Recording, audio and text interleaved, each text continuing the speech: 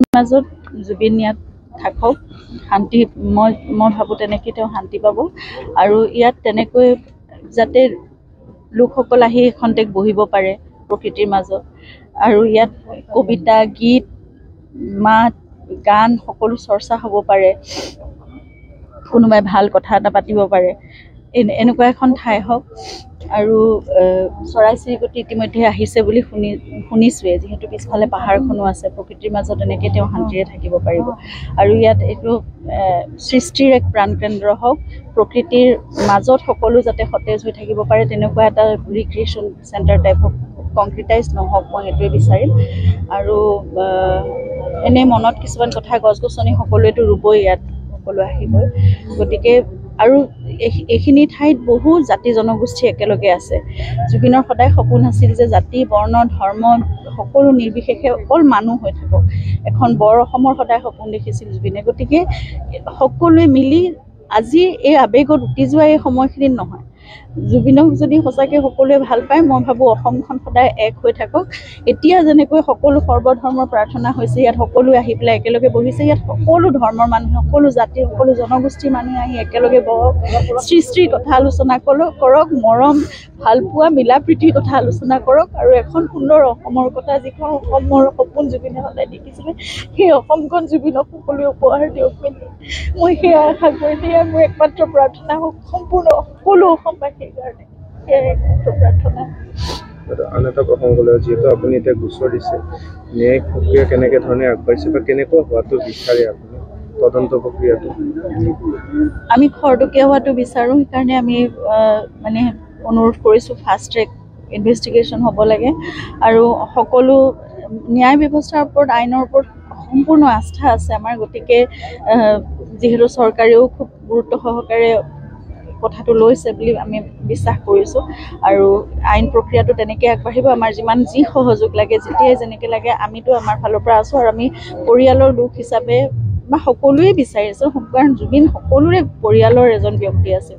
গতিকে সকলোৱে আমি বিচাৰিছোঁ যে সেইদিনা আচলতে ঘটনাটো কি হৈছিল আমি সকলোৱে জানিব লাগে, অতি শীঘ্ৰে জানিব লাগে। আৰু তেনেকুৱা তেওঁৰ দৰে এজন ব্যক্তিৰ লগত কেনেকৈ এনেকুৱা এটা ঘটনা হ'ব পাৰে, যিজন ব্যক্তিয়ে নিজক সম্পূৰ্ণভাৱে উদঙাই থৈছে, সকলো আনৰ কাৰণে আছিল। সেই ব্যক্তিজনৰ লগত অন্য কিবা ষড়যন্ত্ৰ হ'ব পাৰে, অন্য কিবা তেওঁৰ পৰা লাভ কৰিবৰ বাবে কোনোবাই কিবা কৰিব লগা হ'ব পাৰে, এইবোৰ কথাটো মনলৈ নাহে। আৰু একদম নেগলিজেঞ্চ, মানে সেই ব্যক্তিজন তেওঁ জুবিন গাৰ্গ হয়, হ'ব পাৰে তেওঁ সকলোৰে ঘৰৰ মানুহ, তেওঁ সকলোৰে বাবে সহজে সকলোৱে সহজলভ্য এজন ব্যক্তি, সকলোৱে ওচৰ চাপিব পাৰে, কিন্তু তথাপিতো তেওঁ জুবিন গাৰ্গ।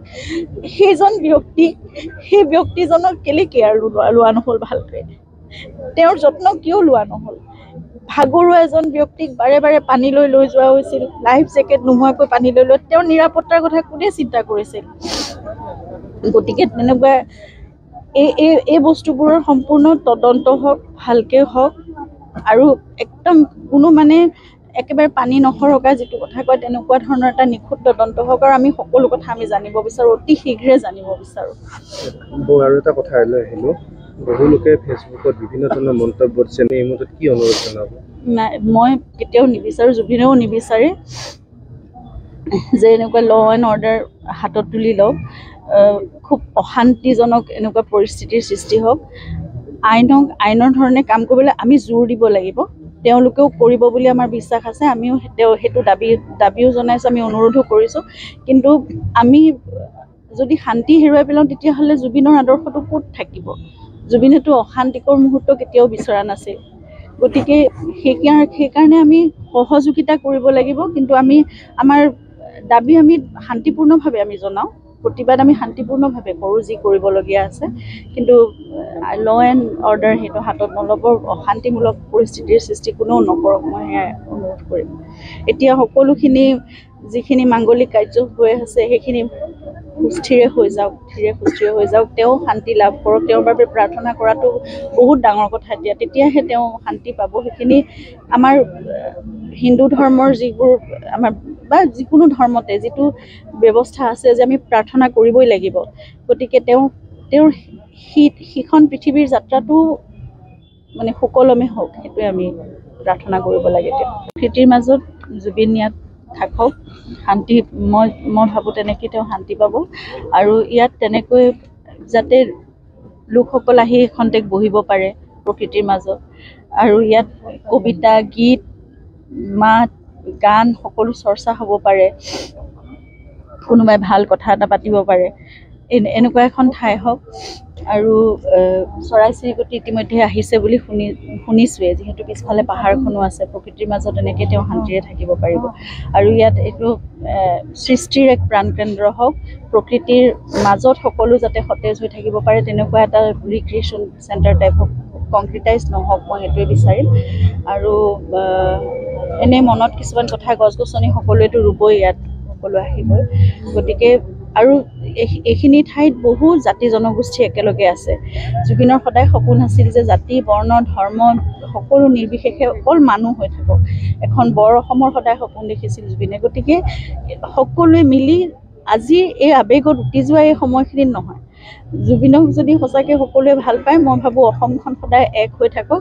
এতিয়া যেনেকৈ সকলো সৰ্বধৰ্মৰ প্ৰাৰ্থনা হৈছে, ইয়াত সকলোৱে আহি পেলাই একেলগে বহিছে, ইয়াত সকলো ধৰ্মৰ মানুহে, সকলো জাতিৰ, সকলো জনগোষ্ঠীৰ মানুহে আহি একেলগে বহক, সৃষ্টিৰ কথা আলোচনা কৰক, মৰম, ভালপোৱা, মিলা প্ৰীতিৰ কথা আলোচনা কৰক, আৰু এখন সুন্দৰ অসমৰ কথা, যিখন অসমৰ সপোন জুবিনে সদায় দেখিছিলে, সেই অসমখন জুবিনক সকলোৱে উপহাৰ দিয়ক। মই সেয়া আশা কৰি, সেয়া মোৰ একমাত্ৰ প্ৰাৰ্থনা হওক সম্পূৰ্ণ সকলো অসমবাসীৰ কাৰণে, সেয়াই একমাত্ৰ প্ৰাৰ্থনা। আন এটা প্ৰসংগলৈ, যিহেতু আপুনি এতিয়া গোচৰ দিছে, ন্যায়িক প্ৰক্ৰিয়া কেনেকৈ ধৰণে আগবাঢ়িছে বা কেনেকুৱা হোৱাটো বিচাৰে আপুনি তদন্ত প্ৰক্ৰিয়াটো? আমি খৰতকীয়া হোৱাটো বিচাৰোঁ, সেইকাৰণে আমি মানে অনুৰোধ কৰিছোঁ ফাষ্ট ট্ৰেক ইনভেষ্টিগেশ্যন হ'ব লাগে, আৰু সকলো ন্যায় ব্যৱস্থাৰ ওপৰত, আইনৰ ওপৰত সম্পূৰ্ণ আস্থা আছে আমাৰ। গতিকে যিহেতু চৰকাৰেও খুব গুৰুত্ব সহকাৰে কথাটো লৈছে বুলি আমি বিশ্বাস কৰিছোঁ, আৰু আইন প্ৰক্ৰিয়াটো তেনেকৈ আগবাঢ়িব। আমাৰ যিমান যি সহযোগ লাগে, যেতিয়াই যেনেকৈ লাগে, আমিতো আমাৰ ফালৰ পৰা আছোঁ, আৰু আমি পৰিয়ালৰ লোক হিচাপে বা সকলোৱে বিচাৰিছোঁ, কাৰণ জুবিন সকলোৰে পৰিয়ালৰ এজন ব্যক্তি আছিল। গতিকে সকলোৱে আমি বিচাৰিছোঁ যে সেইদিনা আচলতে ঘটনাটো কি হৈছিল আমি সকলোৱে জানিব লাগে, অতি শীঘ্ৰে জানিব লাগে। আৰু তেনেকুৱা তেওঁৰ দৰে এজন ব্যক্তিৰ লগত কেনেকৈ এনেকুৱা এটা ঘটনা হ'ব পাৰে, যিজন ব্যক্তিয়ে নিজক সম্পূৰ্ণভাৱে উদঙাই থৈছে, সকলো আনৰ কাৰণে আছিল, সেই ব্যক্তিজনৰ লগত অন্য কিবা ষড়যন্ত্ৰ হ'ব পাৰে, অন্য কিবা তেওঁৰ পৰা লাভ কৰিবৰ বাবে কোনোবাই কিবা কৰিব লগা হ'ব পাৰে, এইবোৰ কথাটো মনলৈ নাহে। আৰু একদম নেগলিজেঞ্চ, মানে সেই ব্যক্তিজন তেওঁ জুবিন গাৰ্গ হয়, হ'ব পাৰে তেওঁ সকলোৰে ঘৰৰ মানুহ, তেওঁ সকলোৰে বাবে সকলোৱে সহজলভ্য এজন ব্যক্তি, সকলোৱে ওচৰ চাপিব পাৰে, কিন্তু তথাপিতো তেওঁ জুবিন গাৰ্গ। সেইজন ব্যক্তি, সেই ব্যক্তিজনক কেলে কেয়াৰ লোৱা নহ'ল, ভালকৈ তেওঁৰ যত্ন কিয় লোৱা নহ'ল? ভাগৰুৱা এজন ব্যক্তিক বাৰে বাৰে পানীলৈ লৈ যোৱা হৈছিল, লাইফ জেকেট নোহোৱাকৈ পানীলৈ লৈ, তেওঁৰ নিৰাপত্তাৰ কথা কোনে চিন্তা কৰিছিল?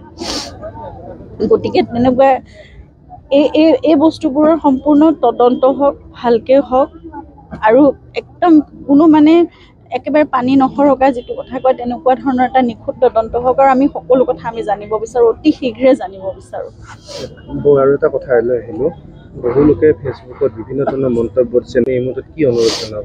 নাই, মই কেতিয়াও নিবিচাৰোঁ, জুবিনেও নিবিচাৰে যে এনেকুৱা ল এণ্ড অৰ্ডাৰ হাতত তুলি লওক, খুব অশান্তিজনক এনেকুৱা পৰিস্থিতিৰ সৃষ্টি হওক। আইনৰ ধৰণে কাম কৰিবলৈ আমি জোৰ দিব লাগিব, তেওঁলোকেও কৰিব বুলি আমাৰ বিশ্বাস আছে, আমিও সেইটো দাবীও জনাইছোঁ, আমি অনুৰোধো কৰিছোঁ।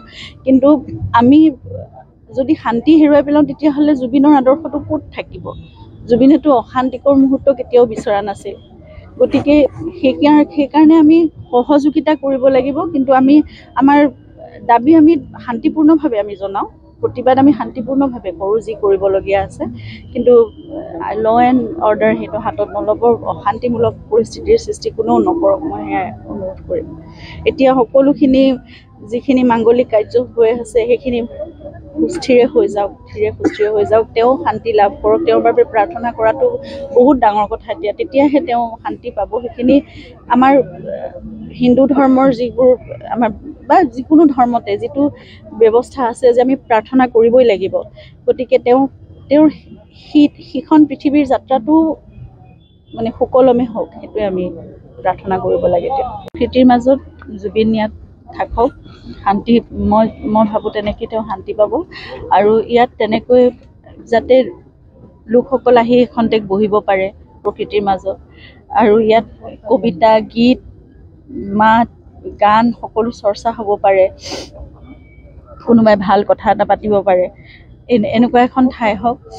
আৰু চৰাই চিৰিকটি ইতিমধ্যে আহিছে বুলি শুনিছোৱে, যিহেতু পিছফালে পাহাৰখনো আছে, প্ৰকৃতিৰ মাজত এনেকৈ তেওঁ শান্তিৰে থাকিব পাৰিব। আৰু ইয়াত এইটো সৃষ্টিৰ এক প্ৰাণকেন্দ্ৰ হওক, প্ৰকৃতিৰ মাজত সকলো যাতে সতেজ হৈ থাকিব পাৰে, তেনেকুৱা এটা ৰিক্ৰিয়েশ্যন চেণ্টাৰ টাইপ হওক, কংক্ৰিটাইজ নহওক, মই সেইটোৱে বিচাৰিম। আৰু এনেই মনত কিছুমান কথা, গছ গছনি সকলোৱেতো ৰুবই, ইয়াত সকলো আহিবই। গতিকে আৰু এইখিনি ঠাইত বহু জাতি জনগোষ্ঠী একেলগে আছে। জুবিনৰ সদায় সপোন আছিল যে জাতি বৰ্ণ ধৰ্ম সকলো নিৰ্বিশেষে অকল মানুহ হৈ থাকক। এখন বৰ অসমৰ সদায় সপোন দেখিছিল জুবিনে। গতিকে সকলোৱে মিলি আজি এই আৱেগত উটি যোৱা এই সময়খিনিত নহয়, জুবিনক যদি সঁচাকৈ সকলোৱে ভাল পায়, মই ভাবোঁ অসমখন সদায় এক হৈ থাকক। এতিয়া যেনেকৈ সকলো সৰ্বধৰ্মৰ প্ৰাৰ্থনা হৈছে, ইয়াত সকলোৱে আহি পেলাই একেলগে বহিছে, ইয়াত সকলো ধৰ্মৰ মানুহে, সকলো জাতিৰ, সকলো জনগোষ্ঠীৰ মানুহে আহি একেলগে বহক, সৃষ্টিৰ কথা আলোচনা কৰক, মৰম ভালপোৱা মিলা প্ৰীতিৰ কথা আলোচনা কৰক, আৰু এখন সুন্দৰ অসমৰ কথা, যিখন অসমৰ সপোন জুবিনে সদায় দেখিছিলে, সেই অসমখন জুবিনক সকলোৱে উপহাৰ দিয়ক বুলি মই সেয়া আশা কৰি, সেয়া মোৰ একমাত্ৰ প্ৰাৰ্থনা হওক সম্পূৰ্ণ সকলো অসমবাসীৰ কাৰণে, সেয়াই একমাত্ৰ প্ৰাৰ্থনা। আন এটা প্ৰসংগ লৈ, যিহেতু আপুনি এতিয়া গোচৰ দিছে, ন্যায়িক প্ৰক্ৰিয়া কেনেকৈ ধৰণে আগবাঢ়িছে বা কেনেকুৱা হোৱাটো বিচাৰে আপুনি তদন্ত প্ৰক্ৰিয়াটো? আমি খৰতকীয়া হোৱাটো বিচাৰোঁ, সেইকাৰণে আমি মানে অনুৰোধ কৰিছোঁ ফাষ্ট ট্ৰেক ইনভেষ্টিগেশ্যন হ'ব লাগে। আৰু সকলো ন্যায় ব্যৱস্থাৰ ওপৰত, আইনৰ ওপৰত সম্পূৰ্ণ আস্থা আছে আমাৰ। গতিকে যিহেতু চৰকাৰেও খুব গুৰুত্ব সহকাৰে কথাটো লৈছে বুলি আমি বিশ্বাস কৰিছোঁ, আৰু আইন প্ৰক্ৰিয়াটো তেনেকৈ আগবাঢ়িব। আমাৰ যিমান যি সহযোগ লাগে, যেতিয়াই যেনেকৈ লাগে, আমিতো আমাৰ ফালৰ পৰা আছোঁ। আৰু আমি পৰিয়ালৰ লোক হিচাপে বা সকলোৱে বিচাৰিছোঁ, কাৰণ জুবিন সকলোৰে পৰিয়ালৰ এজন ব্যক্তি আছিল। গতিকে সকলোৱে আমি বিচাৰিছোঁ যে সেইদিনা আচলতে ঘটনাটো কি হৈছিল আমি সকলোৱে জানিব লাগে, অতি শীঘ্ৰে জানিব লাগে। আৰু তেনেকুৱা তেওঁৰ দৰে এজন ব্যক্তিৰ লগত কেনেকৈ এনেকুৱা এটা ঘটনা হ'ব পাৰে, যিজন ব্যক্তিয়ে নিজক সম্পূৰ্ণভাৱে উদঙাই থৈছে, সকলো আনৰ কাৰণে আছিল। সেই ব্যক্তিজনৰ লগত অন্য কিবা ষড়যন্ত্ৰ হ'ব পাৰে, অন্য কিবা তেওঁৰ পৰা লাভ কৰিবৰ বাবে কোনোবাই কিবা কৰিব লগা হ'ব পাৰে, এইবোৰ কথাটো মনলৈ নাহে। আৰু একদম নেগলিজেঞ্চ, মানে সেই ব্যক্তিজন তেওঁ জুবিন গাৰ্গ হয়, হ'ব পাৰে তেওঁ সকলোৰে ঘৰৰ মানুহ, তেওঁ সকলোৰে বাবে সহজে সকলোৱে সহজলভ্য এজন ব্যক্তি, সকলোৱে ওচৰ চাপিব পাৰে, কিন্তু তথাপিতো তেওঁ জুবিন গাৰ্গ। সেইজন ব্যক্তি, সেই ব্যক্তিজনক কেলে কেয়াৰ লোৱা নহ'ল ভালকৈ, তেওঁৰ যত্ন কিয় লোৱা নহ'ল? ভাগৰুৱা এজন ব্যক্তিক বাৰে বাৰে পানীলৈ লৈ যোৱা হৈছিল, লাইফ জেকেট নোহোৱাকৈ পানীলৈ লৈ, তেওঁৰ নিৰাপত্তাৰ কথা কোনে চিন্তা কৰিছিল? গতিকে তেনেকুৱা এই বস্তুবোৰৰ সম্পূৰ্ণ তদন্ত হওক, ভালকৈ হওক, আৰু একদম কোনো মানে একেবাৰে পানী নসৰকা যিটো কথা কয়, তেনেকুৱা ধৰণৰ এটা নিখুঁত তদন্ত হওক। আৰু আমি সকলো কথা আমি জানিব বিচাৰোঁ, অতি শীঘ্ৰে জানিব বিচাৰোঁ। আৰু এটা কথা লৈ আহিলোঁ, বহু লোকে ফেচবুকত বিভিন্ন ধৰণৰ মন্তব্য দিছে, এই মুহূৰ্তত কি অনুৰোধ জনাব? নাই, মই কেতিয়াও নিবিচাৰোঁ, জুবিনেও নিবিচাৰে যে এনেকুৱা ল এণ্ড অৰ্ডাৰ হাতত তুলি লওক, খুব অশান্তিজনক এনেকুৱা পৰিস্থিতিৰ সৃষ্টি হওক। আইনৰ ধৰণে কাম কৰিবলৈ আমি জোৰ দিব লাগিব, তেওঁলোকেও কৰিব বুলি আমাৰ বিশ্বাস আছে। আমিও সেইটো দাবীও জনাইছোঁ, আমি অনুৰোধো কৰিছোঁ। কিন্তু আমি যদি শান্তি হেৰুৱাই পেলাওঁ, তেতিয়াহ'লে জুবিনৰ আদৰ্শটো ক'ত থাকিব? জুবিনেতো অশান্তিকৰ মুহূৰ্ত কেতিয়াও বিচৰা নাছিল। গতিকে সেইকাৰণে আমি সহযোগিতা কৰিব লাগিব, কিন্তু আমাৰ দাবী আমি শান্তিপূৰ্ণভাৱে আমি জনাওঁ, প্ৰতিবাদ আমি শান্তিপূৰ্ণভাৱে কৰোঁ, যি কৰিবলগীয়া আছে। কিন্তু ল এণ্ড অৰ্ডাৰ সেইটো হাতত নল'ব, অশান্তিমূলক পৰিস্থিতিৰ সৃষ্টি কোনেও নকৰক, মই সেয়াই অনুৰোধ কৰিম। এতিয়া সকলোখিনি যিখিনি মাংগলিক কাৰ্য হৈ আছে, সেইখিনি সুস্থিৰে হৈ যাওক, সুস্থিৰে হৈ যাওক, তেওঁ শান্তি লাভ কৰক। তেওঁৰ বাবে প্ৰাৰ্থনা কৰাটো বহুত ডাঙৰ কথা, তেতিয়াহে তেওঁ শান্তি পাব। সেইখিনি আমাৰ হিন্দু ধৰ্মৰ যিবোৰ আমাৰ বা যিকোনো ধৰ্মতে যিটো ব্যৱস্থা আছে যে আমি প্ৰাৰ্থনা কৰিবই লাগিব। গতিকে তেওঁৰ সিখন পৃথিৱীৰ যাত্ৰাটো মানে সুকলমে হওক, সেইটোৱে আমি প্ৰাৰ্থনা কৰিব লাগে।